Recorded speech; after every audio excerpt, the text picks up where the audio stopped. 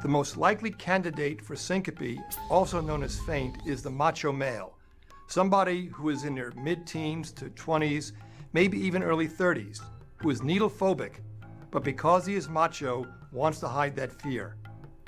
Dr. Barbara Steinberg from Philadelphia knows this patient type well. Clint, we're just using some anesthetic, so you're just going to feel a little tingling. I'm good. Good. He was embarrassed. He was scared. He was so stressed coming to see me. And the first inclination that something was going wrong was white knuckles. He held on to that chair for dear life, and his hands turned white, and he was really, really tense. As I was going to inject him, I started to see his eyes roll back, and I knew that I was losing him at this point. Sitting stiff, the patient loses consciousness. This generally does not happen with children. As a basic rule, healthy children do not faint. And the reason is that healthy children don't act like adults. They're not macho. Little children squirm and move around, and that movement circulates blood to the brain, and consciousness is not lost in that situation. The most important thing was to oxygenate and get that blood supply to the brain. So positioning was extremely important.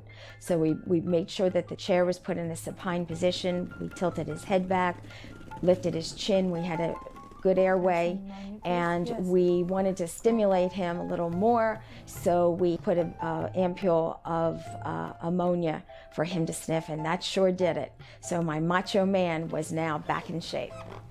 Clint? It's okay. You're doing okay. Just went out on us a little bit for a few seconds.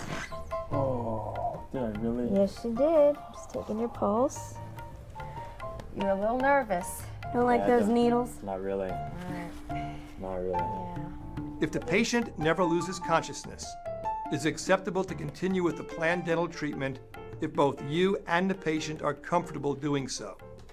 In our situation, the patient was obviously unconscious, so the doctor wisely terminated the dental treatment and allowed the patient to recover. I think we're going to need to give you a little bit of a sedative next time before.